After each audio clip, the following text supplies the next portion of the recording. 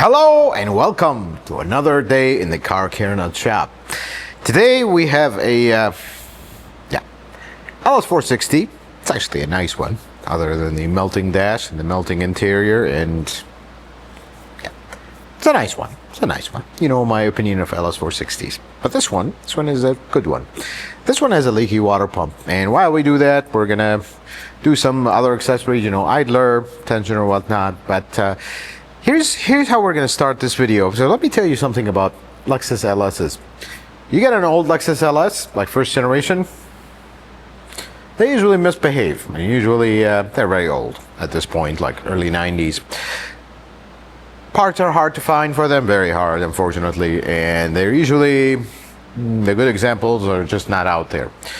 Then you get to the subsequent generations. They're better, but still, it's a 50-50 mix. You get into like 98 to 2000 LS400, that's when you'll find a lot of nice ones. Parts are much better, things are better. Then you get to LS430s, there's a 50-50 split. You'll either get a pristine one, or you'll get one that's completely falling apart. No in between. Usually, LS430 owners, they know what they're buying exactly, and they usually take care of their cars. LS460 is not.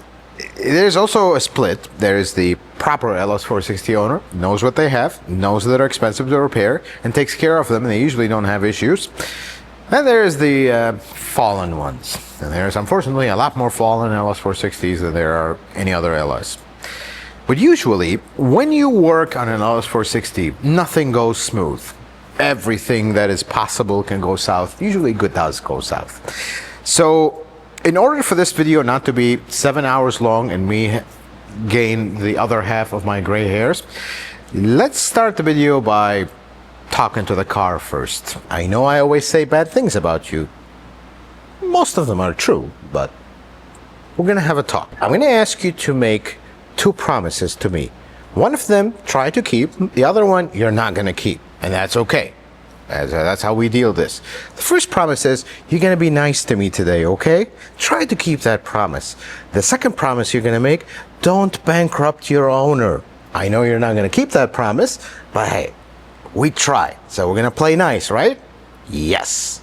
Let's get to work now. Let's see what we're dealing with here, what are we getting ourselves into. So, LS460, if you have not... the hood shocks don't work, so yeah. See? Even after our little talk, there we go. Yeah, welcome to working on LS460s. So if you ever have hood shocks that don't work, get yourself one of these clamps. Amazon, eBay, the cheaper the better, because they all do the same thing. I don't know what's gotten into them when they made this car. Why do we need all these covers? They do absolutely nothing. This one I get, but these do nothing. Just add more labor time to when you fix your car. Having said that, let's pull this first cover, because we're trying to drain the coolant. I just want to take the cap off and lift her up and get the coolant out. Oh, that completely broke. That's okay. See what I mean? This is when jobs start like that. It's yeah. And then the other thing, this small thing, it's almost like they designed this car like a German car. That's what they were proud of. Why does this block the look at this. Why does this intake block my coolant? I don't know. Why is it such a top secret to add coolant to your car? I get it. Folks that bought these cars knew they were not bothered with adding coolant, but still, it wouldn't hurt. Apparently it does. Let's lift the car up, let's drain the coolant, and hope she listens to what we told her. So let's remove the covers, which again, this has like...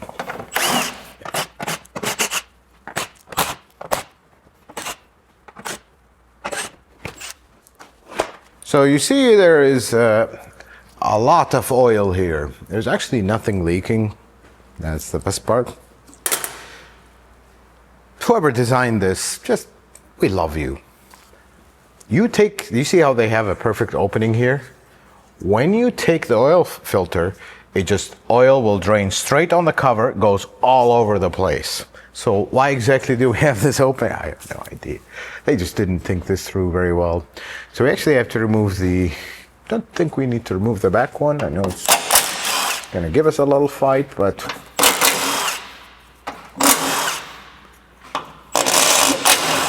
you know, you got a metal cover, so when you go off-roading with this, you won't damage anything.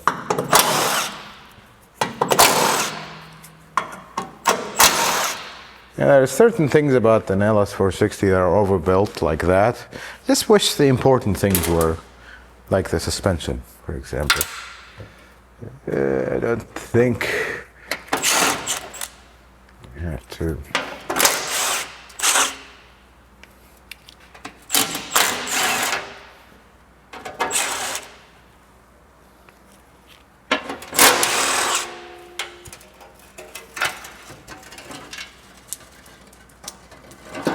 Ah, there's stuff falling that we didn't take off. Somebody's been here. You gonna give us a fight already?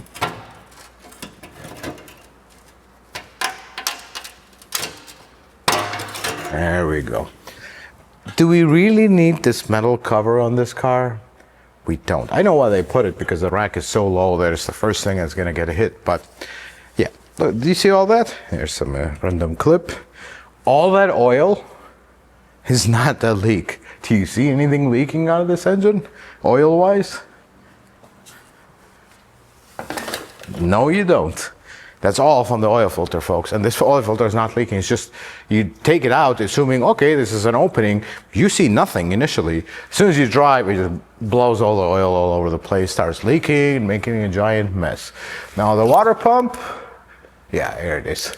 I'm gonna try to give you some light. You see that giant crust underneath it, on a little bit on the side. Maybe easier to see it from the top when we actually get it out. You'll see it, but yeah, they're super common on these. Luckily, they are not actually difficult to do. They look very difficult to do, but they're not. So let's drain the coolant and we'll get this job started.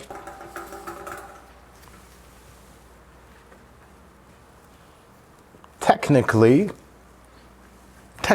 we don't have to remove all these covers to drain the coolant, but take the water pump is going to make a mess, so I just rather contain it here than it all going in that shield, and we'll be leaking coolant for a couple weeks. Okay, now that she's done doing her thing,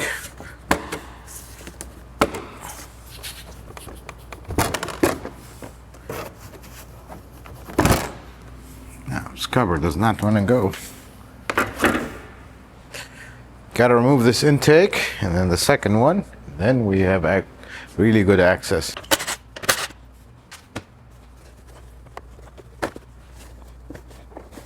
All right, there's the first one.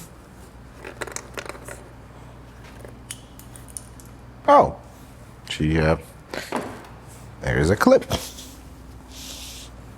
It's things you find is they're almost like trophies. So we got to remove this because that's blocking the way right now. So I think I'm going to leave the air filter housings on, so we don't need to remove those. Okay, then there is one wire clip at the bottom. That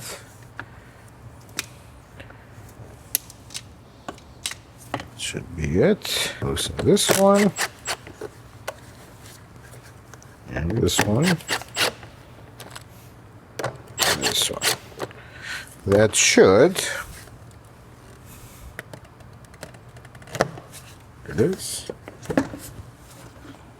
Okay. Now, in typical LS fashion way, this is a lot of room. And it is. Now, for filming purposes, I'm going to remove this reservoir just to give us a little bit more access to see everything. One thing you got to be extremely careful with this reservoir, never take this hose from here. That is attached to the radiator, which is brittle, which is notorious to break, so be very careful with this. We're actually going to take it from here. So let's actually do that first. Let's start digging into this. I am extremely nervous about this because these are notorious to break. So let's hope it plays nice today.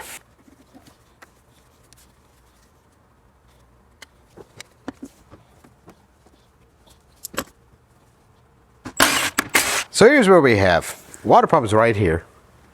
You can see the leak now much clearer. That pink crust, that is all coolant.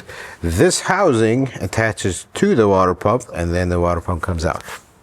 Simple, right? Now that I said that, I'm gonna so much regret that. It is amazing. Let's just say LS460s, they have a soul. And that soul, I feel like the whole purpose of it is to make the mechanic's life not a good one. Let's put it this way.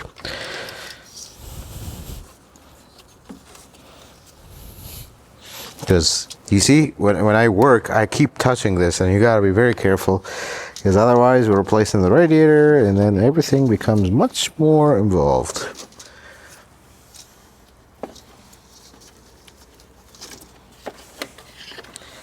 So here's the funny thing.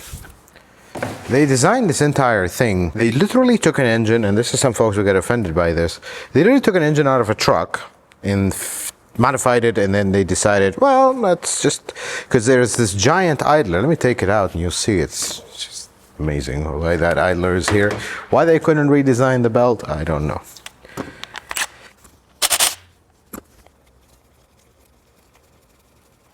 There's this entire giant idler to mimic where in the truck engines, this is where the fan clutch is. There's an idler here. Why? Just redesign the belt, because this car now has 2 idlers instead of 1. And then there's the normal idler that does not want to come off. It's just wonderful. Why don't you want to come off?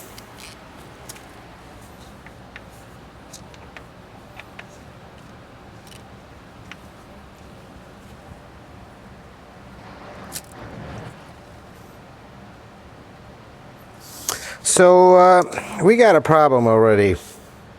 We got a big problem. This bolt is seized, and it's seized to the front timing cover. Now the question is this idler good?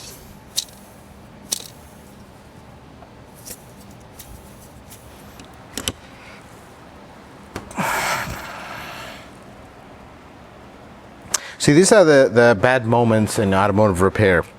We're replacing the idler as a preventative. The bolt is seized. If I keep pushing on it, that bolt's gonna break. Drilling into the front cover of this car, a brave move. And if that doesn't work and we can't get this idler back, we are essentially tearing this entire engine apart to replace a idler. Let's put the pause on that, because I am actually potentially, this is how the executive decisions you have to make working on cars. For a preventative measure, you're gonna potentially tear half this engine apart to fix a bolt. Let's give that some thought before we dig ourselves in a place we do not want to go. See? LS460s, they never ever play nice. You know how many V8s I have worked on? Toyota V8s? Too many. This is the first time that an idler does not want to come off. That's how LS460s are. They just have a mind of their own. It's like, why is that seized? It just is. And then this one, like the V8s, has that hex bolt in the middle of the tensioner that loves to give us a hard time. At least here I have space to tap the socket in. There's that.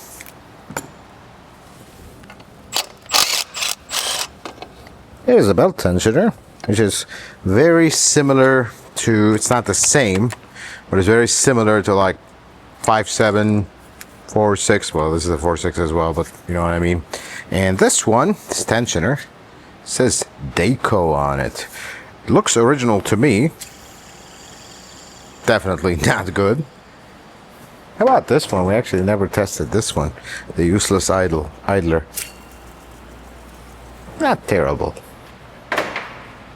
So, now we gotta remove this contraption, which is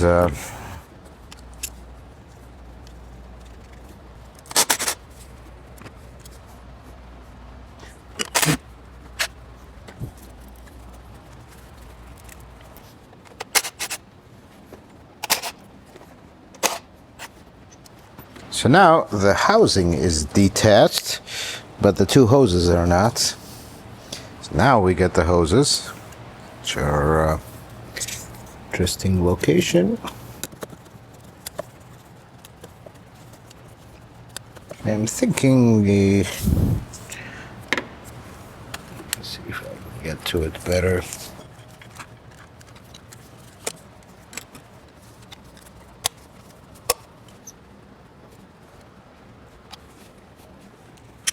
I'm starting to rethink this. I think if we take it out from here, it's a much better plan.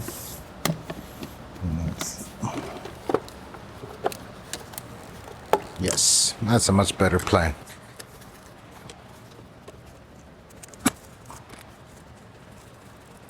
Okay, we'll see. Well, there's still a test down here.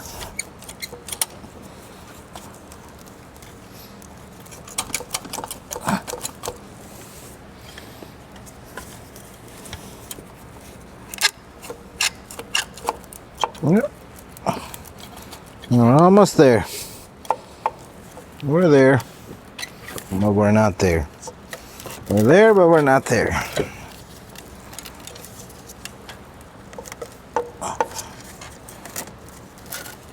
Okay, that's out of the way. And that's really all we need. We are replacing the thermostat. So let's detach the radiator hose from this.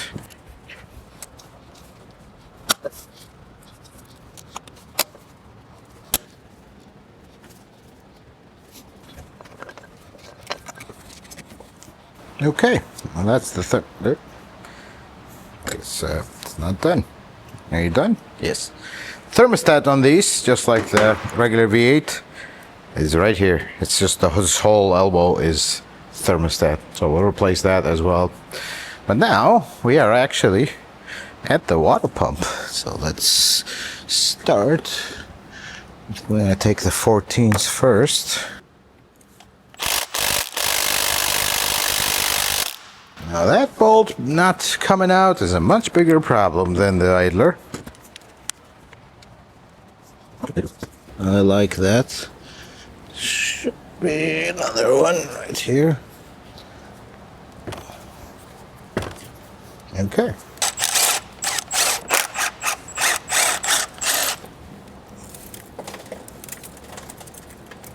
There goes the coolant.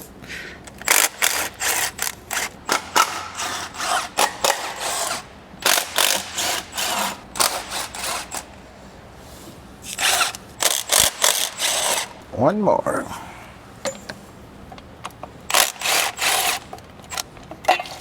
There goes the water pump. Not too bad, eh? So this water pump is dumped here. The weep hole is actually at the top, and it leaks behind the pulley, and then it starts piling up here. That's how these leak. Not a bad leak, this one, but you want to catch them like this because this engine and coolant, it's almost like they have they're enemies. They can't stay in the same place together. That's this engine. Valley plate is the next one. So you can't even see it. This one does have the covers. There's another leak on this engine that's notorious. See all the coolant. The problem is this is such a hot area, this engine, that it'll immediately evaporate and leave this trail. So Gonna clean it up, start assembly. I'm still worried about that idler. I am going to give it one more try, and if it doesn't want to go, we're going to abort on that idler, because the size of mess here we're going to open here to do something preventatively that there's nothing wrong with, bad idea. Let's just put it this way. Let's do some cleaning, and just for the surface of the gasket. This gasket is a metal gasket, so you want to make sure that you don't leave any of the old gasket material on there. I'm going to mute this part because some folks get bothered by the sound of this, so yeah, let's do this.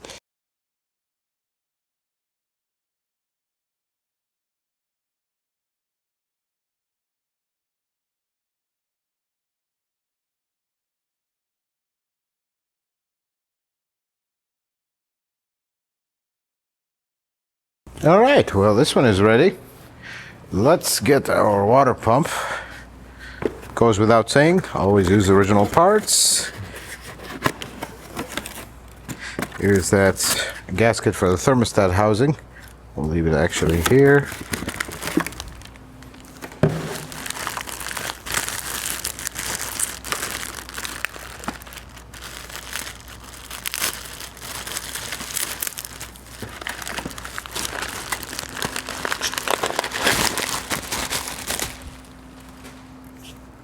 Okay, well, let's install it.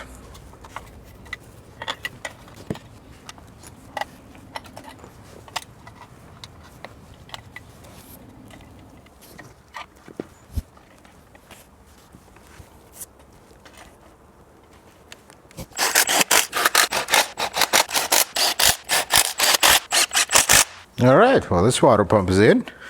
So now let's install this O-ring. This goes right here. So the thermostat housing is gonna go. Well, that's in here. Let's get the thermostat housing ready so we can install it, and I'm gonna give that idler one more attempt, and we're good. So thermostat on these is pretty simple. 3 nuts, and this whole thing is a thermostat.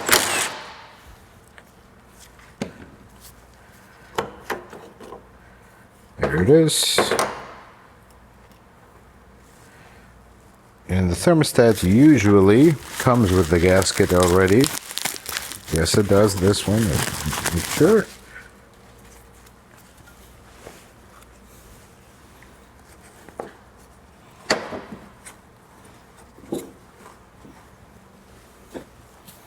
There it is, comes with the gasket pre-installed.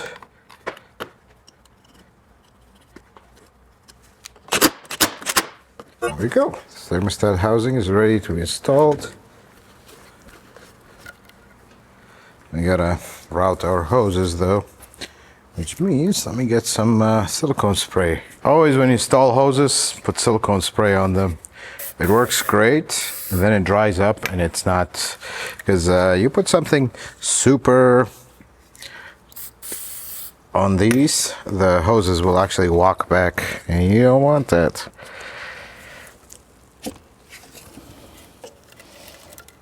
Maybe I should have not done that. Install the housing first, route this hose. Then, actually, before we do, remember we backed off this clamp? That would have been a disaster if I forgot that, because eventually that'll walk its way loose and start leaking. There it is.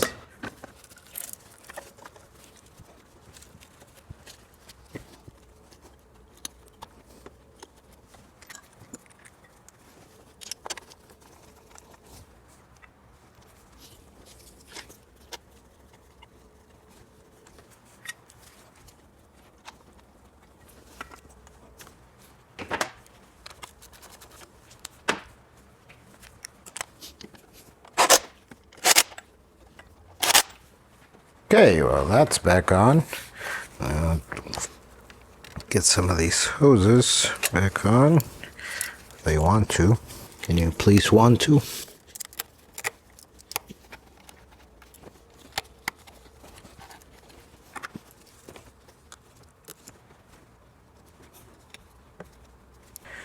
All we got is a couple bracket bolts, and we start final assembly. How about that?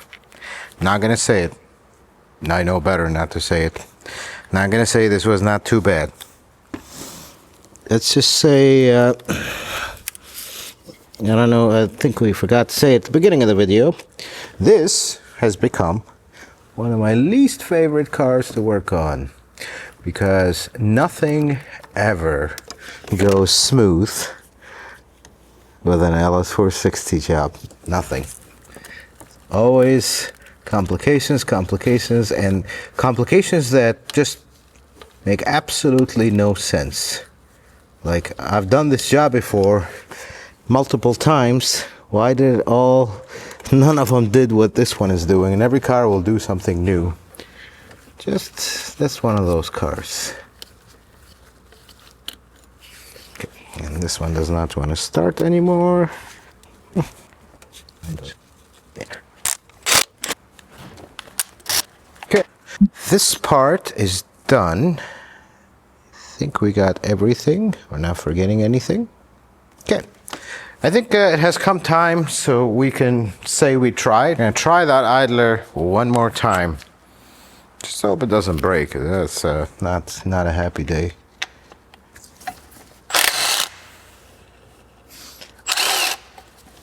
You see? What did I tell you about LS460s? What did I tell you about them? I mean, I was literally just look how this bolt was starting to mangle because I was trying to really force it to open. And this is something you develop when you work on cars so much. You know when you're taking a bolt and you feel it twisting. It's a feel thing. It's just like any other job you do. You start developing feels for things. I feel when this bolt starts twisting, it's about to break. Stop. That's when you stop.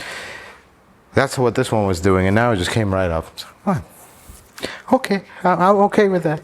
I'm okay with that. It's just, these cars will always give you a heartache when you work on them. I'll tell you an example. We were doing one of many, unfortunately, it's a common thing with them, torque converter. You love to shutter on these. You do a torque converter on these, you have to take the transmission cable and whatnot. You go take the cable, like the manual shaft that goes through the transmission or the cable attached, snaps right off. The car's not even rusty, snaps right off. That means now on top of us pulling the transmission to the torque converter, now we are pulling the pan down, pulling the valve body down, changing that manual shaft because now the car won't even go into drive anymore. Yeah, so that's why I'm not gonna rush this one, but I'm glad it cooperated with us here because this is, yeah. We do not want to break a bolt in the front timing cover. That would be a very bad day. Okay, this one is on. Now I think it's time we get some of our other idlers on. Actually, the tensioner. Tensioner is next.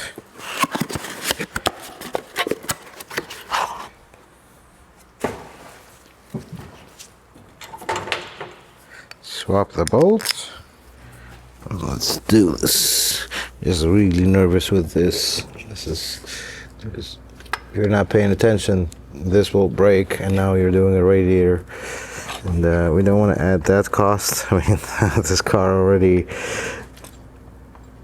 knows how to bankrupt the owner, so we don't want to add to that. Okay.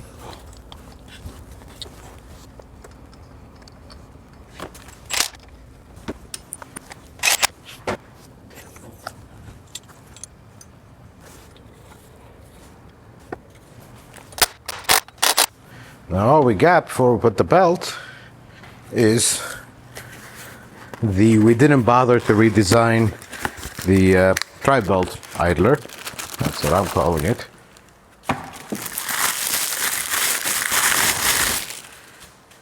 It's a nice shiny idler. Let's see. You have to swap anything over? No, just the bolt. This is just, so the Sentry has, I believe, 2 of these, not 1. It's 2 is better than 1. I can understand that car, but this one Could have redesigned the belts. I think we are all good. All we have is the drive belt left. That's really good. Let's install our belt. This is another strange belt orientation.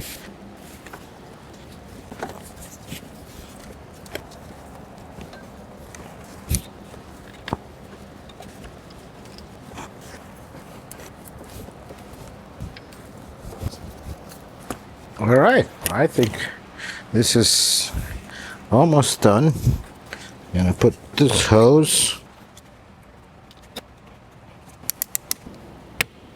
Okay, well, I think we're actually almost complete with this. I'm gonna put some of our covers, not all of them. And I think I did close my radiator. Yes, I did. Let's put before we do that though, I want to clean this throttle body. Whenever you're working on a car and you see an open throttle body, always clean it. That's better. Now, install our coolant housing or reservoir. We're good. If you do one of these jobs on this car, be extremely careful with that. That loves to break. Don't even attempt to take it out. Don't attempt to do anything with it. This loves to break. So if it breaks, and this is something also you need to know, if it breaks, there's actually an updated radiator and an updated hose. They just made it larger so the thing wouldn't be so fragile. But this one actually has the original one. So I would be careful if I were you. If you see that skinny hose, like the very skinny hose, be very careful, because that's the original one and they're notorious to break. They're so notorious to break that Lexus actually updated the part completely. So I'm gonna put this on, and before we completely wrap this job up, I'm just gonna bleed the coolant, because you can't have the other panel on if you, yeah. Welcome to LS460s. They're just designed to be in the way. Everything is designed to be in the way. That's just how this works.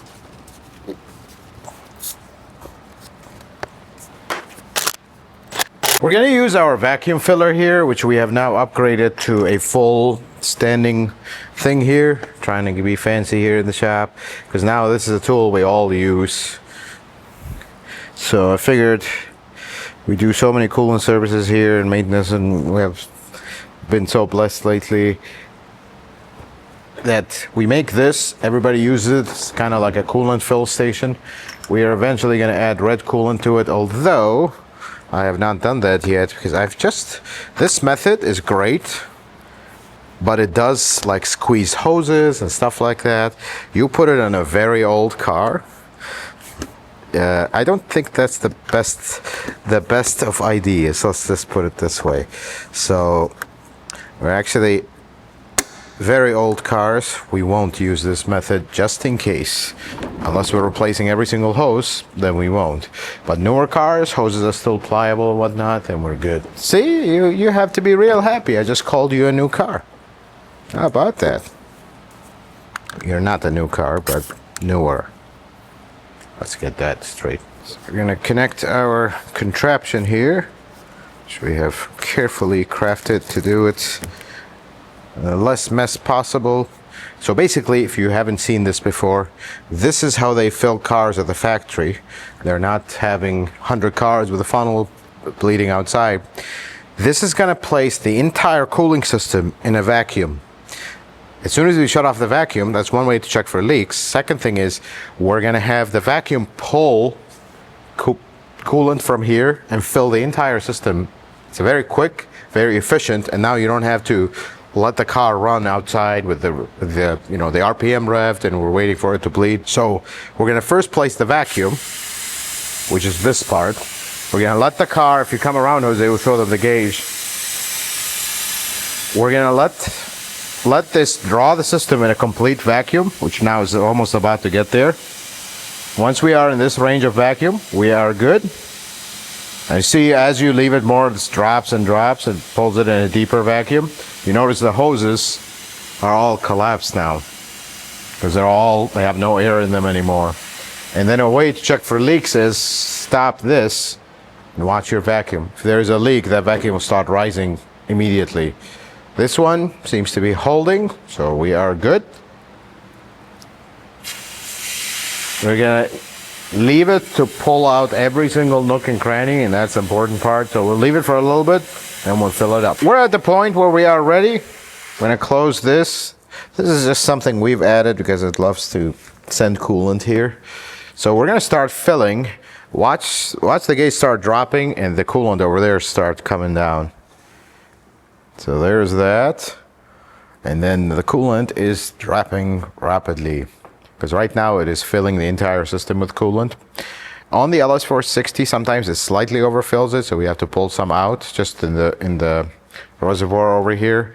But it's basically going. It just takes a few, not even a minute, and the car is fully filled with coolant, and we don't have to worry about anything else.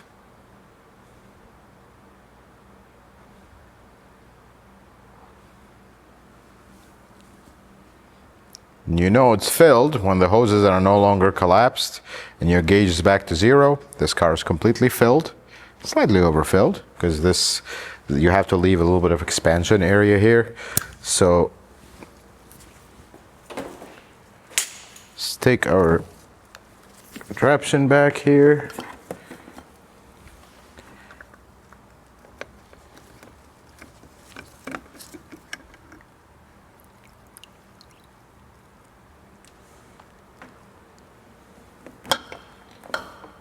Now you see how this is what I mean by overfilled. You see how it's filled to the top? So we're gonna pull some of that out. Pull my adapter.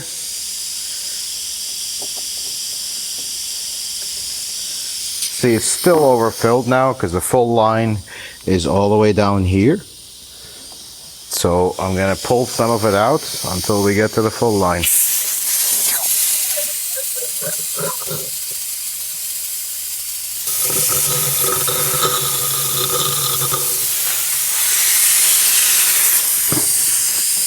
And just like that, this car is completely bled, and actually this job is done. I'm gonna spend some time cleaning and then we'll wrap up this video. And that job is a wrap.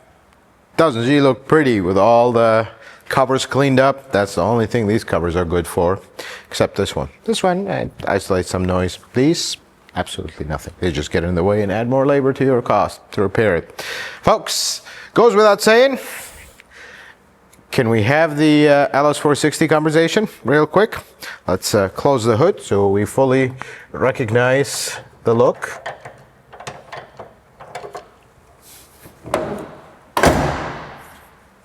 Wonder what that sound is. Yes, we got one more thing to go back and see, but let's wrap this video first. LS460s. Some folks have voiced concerns that I'm really harsh on them, and they're good cars. They're one of the greatest cars ever made. Yes, if you have infinite money, that is, sure. Here's what I see. Forget about the mechanicals, forget about the countless repairs they need. I mean, this car is basically pristine, clean, well taken care of. The owner really takes care of it. Let's take a look at the inside. For lack of a better word, the interior is melting. That dash is, I mean, video will not do it justice, but it's literally melting away after the owner of this car had just really took care of this car. I mean, it shows. LS460s, you don't take care of them, it immediately shows. This one is not one of those. But still, interior falls apart, countless problems, and the problem is, okay, I get it. These are luxury cars, they're expensive. But the frequency of things in the Lexus world, I mean, LS430s, you do suspension rebuild on an LS430, astronomically expensive. But you know what? You do it after 20 years, once. This, not once, maybe 4 times in its life, or until you have decided you've had enough. And then the engine. Everything is complicated and expensive, and there's a lot of them. Oil leaks, coolant leaks. Things just never ends. And then when you forget to replace the transmission fluid, all Toyotas, they'll be okay. This one, torque converter shutter. A very expensive torque converter shutter. And then the starter goes up. It's a nightmare to do a starter on these, for lack of a better word. Every repair is triple or quadruple of any other Toyota. I get it, it's a luxury car. Double of the LS430. That's the problem. And then the crown jewel of everything is when this engine starts burning oil. If you want to build a proper engine for these, like a new engine, it's over $40,000. There is not a single LS460 out there in the world that is worth more than $40,000 today. That says in my book, honestly. Beautiful cars when they work, but you need to know what you're buying. Don't upgrade your LS430 expecting the same level of quality. It simply isn't. The interiors fall apart. Although that is the early ones, I'll have to admit that. 2014 and up, things got much better, but still, you need to know what you're buying. They're expensive, they're temperamental, they have certain quirks that's just how they are. Like every time you go hit the brakes on an LS460, you feel like a kind of a strange jar from the front end. That's normal for these. That's just, they have their quirks. They're nice cars when they work, but they're expensive. You need to know that part. And there is no such thing as a $2,500 LS460. That is bankruptcy, guaranteed. Folks, please. I've talked about this in every single video when we mentioned the words LS460. Don't buy a cheap one. If you have one, you've taken care of it, continue to take care of it, but there's going to come a point where it becomes too much, and I get it, and that's the problem. But LS430s, they're not like that. They have their waves when you got to spend a fortune on them, but these waves stop. With LS460s, they don't stop. That's the problem. Folks, I hope I have not been a little gloomy. I'll be honest. These cars break my heart every day because I have to face the owners. I have to talk to them. I have to tell them your car is going to bankrupt you slowly. That's why I have grown to not like these cars. Because yeah, if you think about it, from a business standpoint, great, the cars break down, we stay in business. But that's not how I operate. I want to fix cars so folks can have good cars to drive and not bankrupt them. This is not one of those cars. I will say it one more time. If you own one of these, I apologize. But if you own one of these, you should know this already. This is the least reliable Toyota product. Lexus, yes, Toyota product ever made. This is as close as you get to German car type of ownership with a Lexus or a Toyota ever. There's never been a car that comes this close to bankrupting you being a Lexus product than this one. Except one car, which is worse. The LS600, as nice as it is, that'll bankrupt you worse, twice over than this one. Heads up. Just know what you're buying if you buy one of these cars. That's all I ask you. Folks, I hope this video was helpful and informative. I hope you learned something new.